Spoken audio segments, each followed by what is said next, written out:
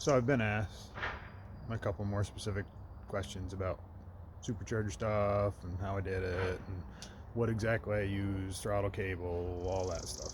So I'm going to go over that in a little bit more depth now to show everyone exactly what I used for parts, how I did it, all that. It was a little cold the last time and I was tired. So, well, as the last video, this is pretty much unchanged. I did go down to a smaller pulley, and it's like 3.5 psi, but that's not the final one. I have not tuned this yet. It's still running factory injectors down there, which you can't really see. But on to the specific parts of this.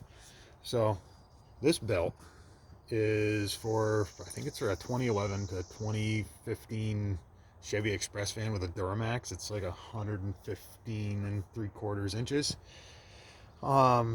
It's because I run this York compressor. I mean, it's not going to work.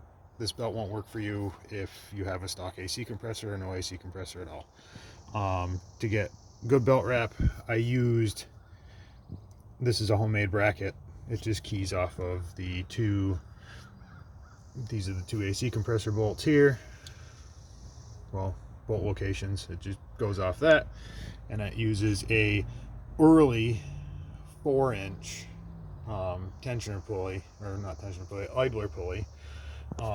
Same as this side. What I did when I made this is I kind of screwed up, and I should have used the smaller pulleys that came on these, which are 3.5-inch for the later stuff. So I could have just swapped the pulleys out for bigger ones when I went to a smaller pulley. But now I am going to have to take this pulley and move it down, like re-drill this bracket, and I have plenty of room. But your results may vary. This is a 93 engine, and I'm using the 96 to 97 tensioner assembly to get the tensioner out of this vicinity, which wouldn't work. I did that years ago because I had problems then. This is an M62 Eaton. Yes, I know it's small. Yes, I know the N90 would be a better fit. This is out of a 1995 Buick Riviera. It had like 100,000 miles on it. It's in decent shape. I'm gonna rebuild the nose before I get it tuned and put the smaller pulley on it. I have all the bearings and the coupler and all that. It is unmodified except for one thing. This here, where this is the stock Ranger vacuum tree that would have came on the 4-liter, I tapped out the EGR port in here to the same pipe thread that this uses, and it ends up being in roughly the same location. So all the hoses you could probably make work with the plastic ones, but I went with just new rubber stuff. I did use just a random plastic vacuum hose that I had laying around, a Ford one, to make that work for the bypass valve, which is just a factory bypass valve. Throttle cable. This is a stock throttle cable. This is the throttle cable here. This is for a hand throttle, but this is a stock throttle cable off of a 96 to 2001 Ford Explorer with the 5-liter. I didn't modify the cable whatsoever. I ended up having to drill out the firewall on this because the stock cable in 86 was a square-headed cable, and this is a round one. So I just took a step bit and drilled it out until it fit. This throttle body is also 96 to 2001 Ford Explorer 5-liter. This is the stock 4-liter idle air control attached to it. I used this throttle body instead of the 4-liter one. It's a similar size as the large bore 4-liter throttle bodies, and it allows me to put this on the side, so it saved me a ton of fabrication trying to make the idle air control fit on its own little bracket. Throttle position sensor that I used in this, because throttle position sensor from the Explorer won't work. You can kind of see it way down there. Yeah, there you go. Is That is 1988, and I believe up 2.9 liter. It uses the same plug as the 4 liter does. It's the exact same plug. It's keyed the same. You can just extend wires and plug it in. And the reason that I had to use this is the 4 liter and the 2.9 throttle body rotate in opposite directions, and the 2.9 one happens to rotate in the same direction as the 5 liter one. It shows the same voltage where it needs to and all that. This throttle cable bracket is stock 96 to 2001 Explorer 5 liter, and it's bolted using the stud there, which is actually the factory 5 liter throttle body stud, and we made this little tab here and utilized another factory stud from that. This back part is all home built. You can kind of see it there. It's a piece of quarter plate, which is here, and it's got the throttle body bore here and the supercharger inlet bore there, and it's basically got like a tube across the back, and it's probably a little restrictive, but I don't have a ton of clearance. I could probably make it bigger down the road if I do run into issues, but so far I'm not pulling any vacuum in there at wide open throttle. It does have the PCV inlet in the side of it. We welded a barb fitting into the side of that adapter right here, just to keep the PCV separate from the vacuum tree and lower, so it doesn't fill my brake booster up with oil should there ever be blow by or anything like that. Well, it lessens it. I know I'm jumping around here. It's just how my brain works. You're just gonna have to deal. The coil pack, we made a bracket that turns it on its side, and it's mounted in roughly the same location.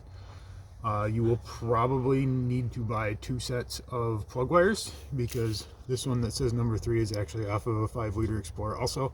One of them was a little short, so down the road I'm probably gonna buy another set of plug wires so I can, you know, have a set that match, but it hasn't caused any issues. Spark plugs, I'm running 2 heat ranges colder, and I'm running a copper plug, and I think that they are a 103. Correct me if I'm wrong, but they're a copper plug. They're gapped down to about 35 thousandths. I thought I was running into fueling issues before, but my spark plugs were just bad and old. Don't buy XP Iridiums. They don't seem to work for Model 8. Bite me, I guess. Things that I still need to do. This filter, yes, I know it's a hot air intake right now, is eventually, actually within the next couple days, going to be connected to this. Yes, I'm that guy, and yes, it's a Toyota part. Comes through right down there, and I'm going to build an air box that fully encloses this, and it's going to be set up with a different MAF that has an adapter bolts in it, sandwiches. So this is going to be completely enclosed in a box, and I can update on that if anyone's curious. Just let me know. I don't think that there's anything else that's swap specific about this. Once I get it tuned, I'm gonna do another video just to show, you know, the difference and all that. But so far drivability is pretty okay, so I haven't had any real issues. The only issue that I did have that was related to all these parts that were homemade is this bracket was a little too close to this belt, so I had to trim it to keep the belt from rubbing, and it just barely was touching it, just enough to make issues and cause noise and stuff like that. I'm not running a cam in this engine. It's just stock cam. I do have JBA headers on it. You know, they're a 95 header. Yes, they're wrapped. Argue about it, I guess. I needed to keep under hood temps down because they're just ridiculous. I did have to put a cowl hood on. This is actually homemade. It's not done. It's not pretty. The reason that I had to do that is this right here. And I wanted to keep my hand throttle for being able to rev up for air compressor and winch and stuff like that. If you're not planning on using that, you could probably cut this bracket off right here and fit this underneath the stock hood with a 1-inch body lift. That was kind of my goal, and the only reason that I had to trim this is because this right here was smacking the hood and maybe whacking that much. So I put a 1.5-inch cowl on it, and it has lowered my underhood temps substantially.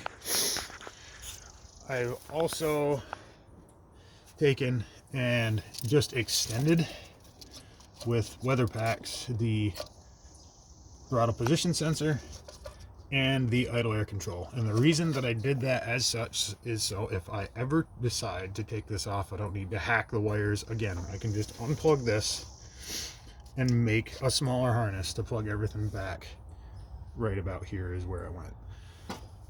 It seemed like it made the most sense to me. I also made it so the mass airflow sensor has a secondary plug also, because I am going to be running a 97 to 99 Mustang mass airflow sensor that was recommended by the guy tuning it, which is 80 millimeter. So it's going to get rid of this 52 millimeter unit. I'm running the same filter, and it's the same thing. If I ever decide that I want to pull out the piggyback chip and swap back, all I need to do is unplug this, and I can swap between the old style mass airflow sensor and the new square style. But I think that's about it. If you have any more questions, just shoot me a message, leave it in the comments. I'll try to respond to you the best I can. Thanks, bye.